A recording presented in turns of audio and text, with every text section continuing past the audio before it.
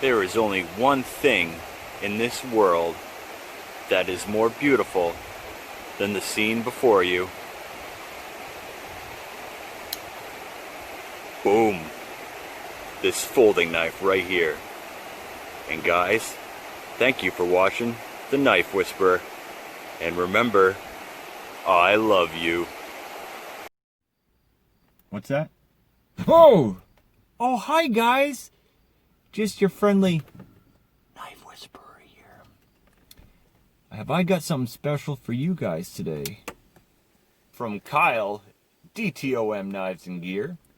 He sent me this knife I've been looking forward to looking at for a long time. And I've almost bought this knife a few times too, but it's an expensive knife, and I'm glad I was able to check one out, because now I know that I need to get one. What am I talking about? The Hinderer XM-18. We have a 3.5-inch blade of CPM 20 CV, made in the good old US of A. We have a blade stock thickness of 0.16, 0.5. G10 handle. Has a titanium liner. And then you have your titanium lock side. This, of course, is a frame lock. As you can see here, you have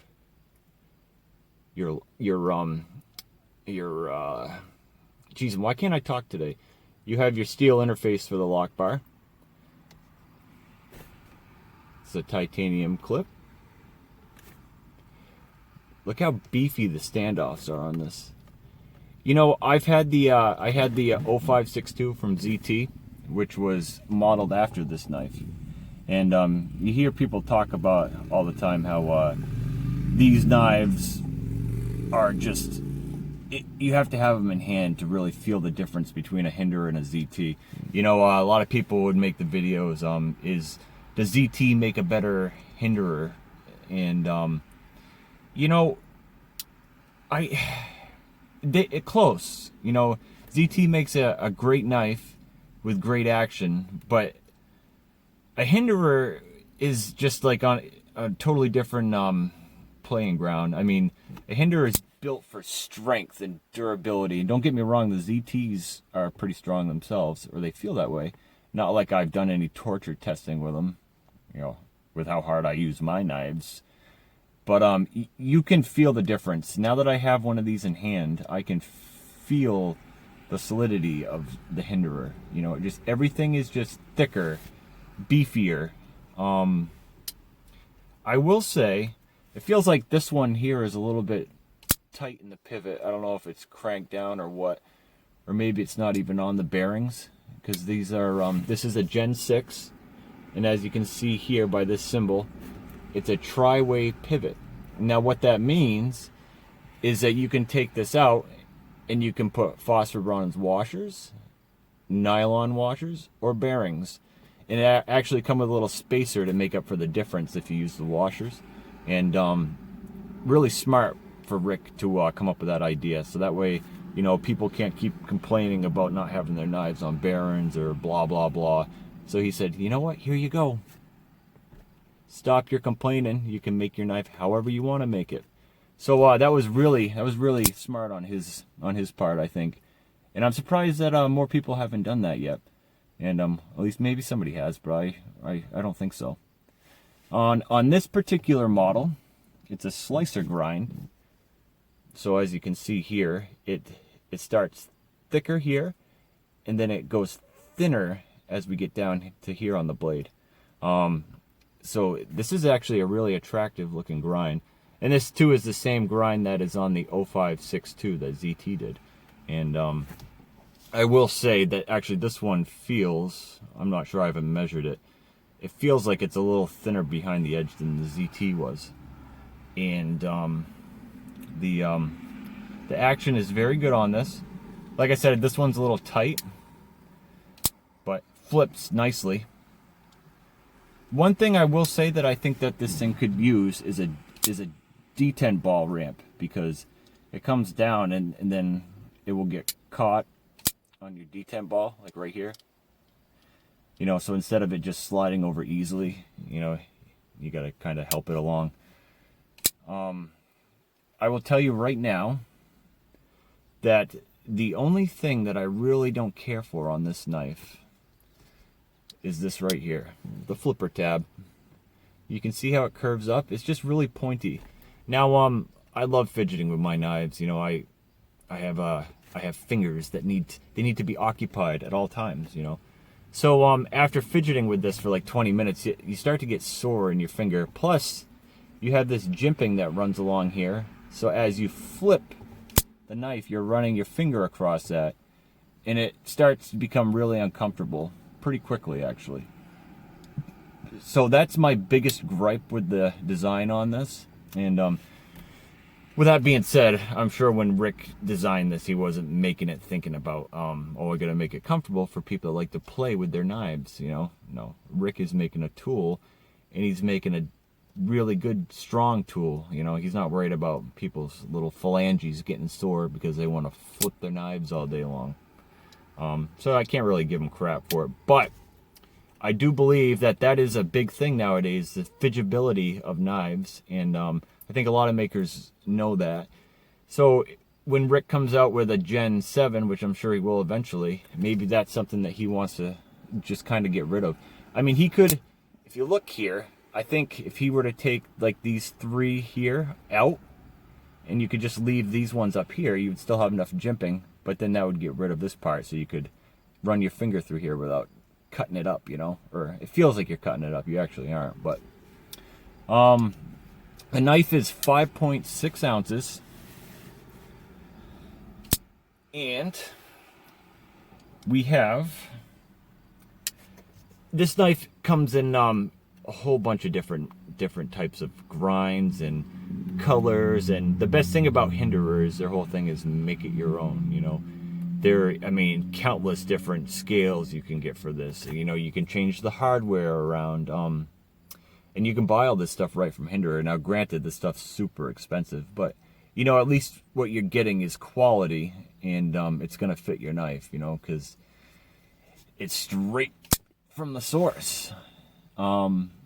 Yeah, guys, the ergos is really good on this knife, and I think if I were to get one, I would get the DLT, and I'd get the one without the choil. I just think they look better, and plus I don't really ever use a choil, but I mean, I guess it's nice to have it, you know, if you want to choke up to do all that fine work that a lot of us don't ever do. At least I don't, but maybe you do. So maybe you want the choil. But you can get this in a 3-inch. There is, like I said, different blades. They have a Wharncliffe. I really like the Wharncliffe. I might be really interested in getting the Wharncliffe. And then he makes a spear point. He makes a Spanto. There is, if you get into the vintage, there's all sorts of different ones too. There's a Bowie knife, Bowie blade style, and those ones are really nice. They come with like again, like the 01 tool steel, and they come with like a wood scale, and they're usually like a black wash. Really good looking knives, but those ones are really hard to find. If you guys want Hinderer and you see one of those, you better jump on it quick, because they never last long. Let's see here, what else?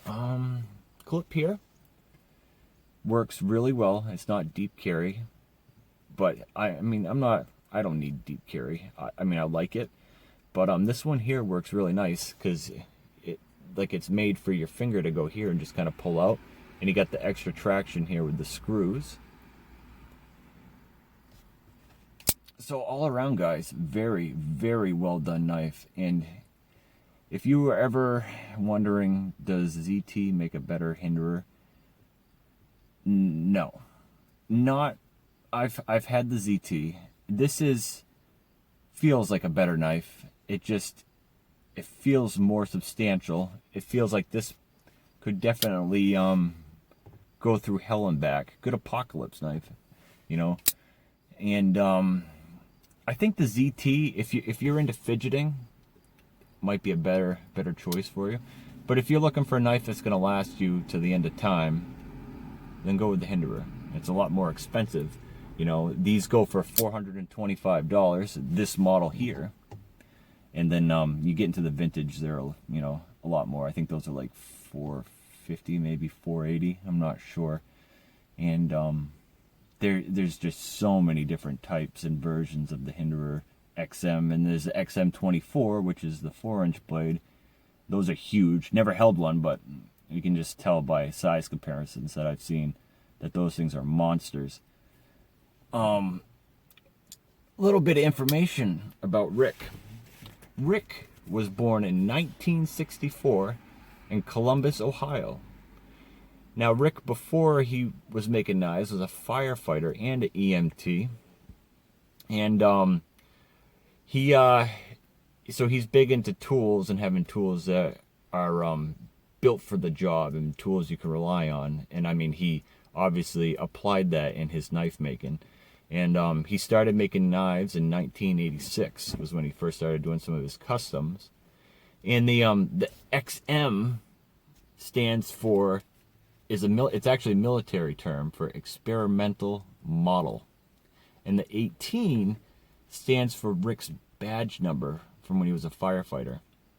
So that's what the XM-18 is all about. That's what it stands. That's the first time I actually heard that, and I kind of just dug that off the internet. And I wanted to put it in here so I look smart and well prepared for this review. Because I wanted to do this knife justice. Because it's an expensive knife. It's a very well-built knife. And it's one that I've wanted to look at for a while. And thank you, Kyle, for letting me take a look at this Hinderer. She's a beauty. Oh man, this really needs a detent ramp. And I have plenty more coming, guys. I still have the Capara to do. I have the TRM Neutron. I have, let's see what else. I have the Quiet Carry Waypoint. And I think that's it. What's left for knives that Kyle sent me. So look for those coming up, guys. Let me know what you think. And again, this has been the XM-18 Slicer Grind from Rick Hinderer. Thank you. And as always, I love you. Flex on them. Hug you. And boys and girls, I'll see you in the next one. Knife Whisperer, out.